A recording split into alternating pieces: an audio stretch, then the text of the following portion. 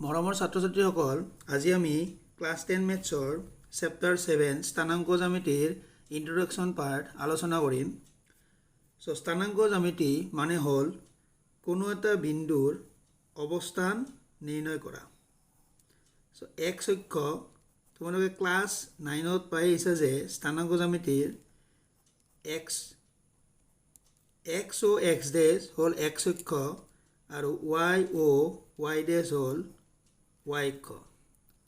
ধৰা হ'ল এটা বিন্দু এ আৰু দ্বিতীয় বিন্দুটো হ'ল বি।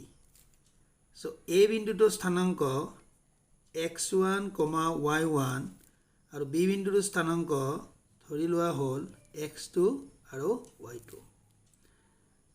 এৰ পৰা x অক্ষৰ ওপৰত AM লম্ব টনা হ'ল আৰু বি বিন্দুৰ পৰা x অক্ষৰ ওপৰত BN লম্ব টনা হ'ল।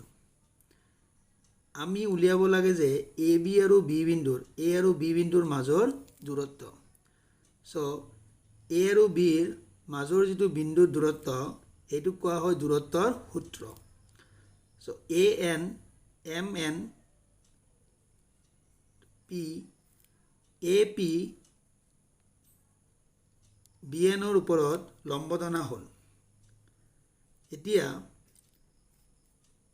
ওৰ পৰা মূল বিন্দুৰ পৰা M বিন্দুৰ দূৰত্ব হ'ল x1, যাক কোৱা হয় ভুজ বা x স্থানাংক, আৰু y অক্ষৰ পৰা N বিন্দুৰ দূৰত্ব হ'ল x2, যাক কোৱা হয় ভুজ বি বিন্দু সাপেক্ষে ভুজ বা x স্থানাংক।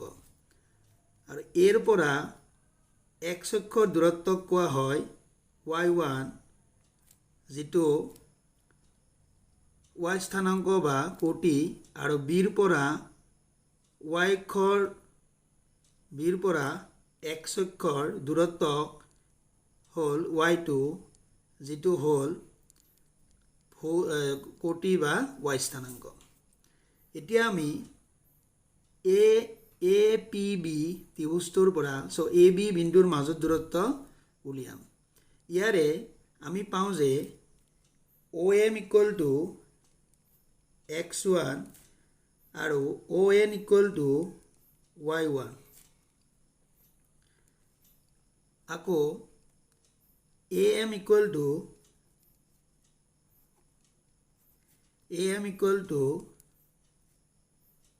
y1 আৰু BN = y2।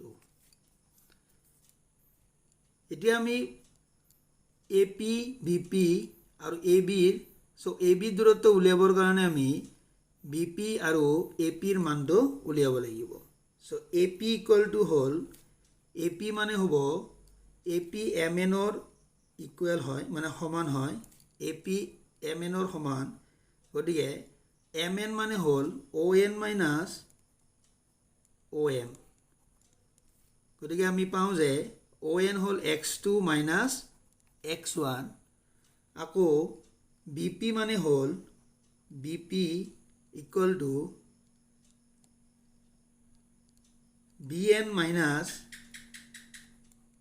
BNৰ পৰা যদি আমি PN পাৰ্টটো মানে অংশটো বিয়োগ কৰোঁ, তেতিয়াহ'লে আমি BP পাই যাওঁ। BP =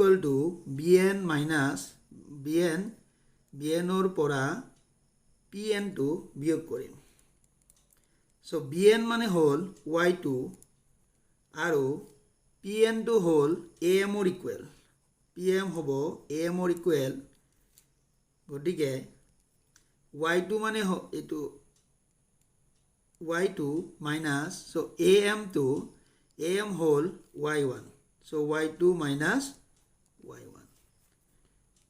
এতিয়া আমি AB দূৰত্ব ত্ৰিভুজ সমকোণী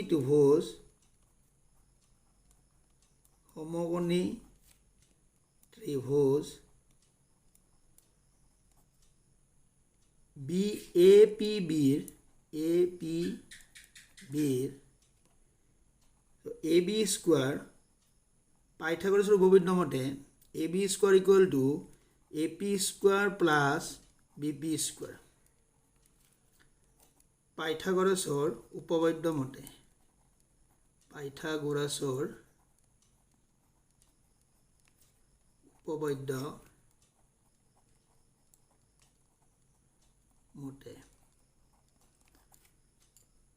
এপি হল x2 minus x1 whole square plus bp মানে হল y2 minus y1 whole square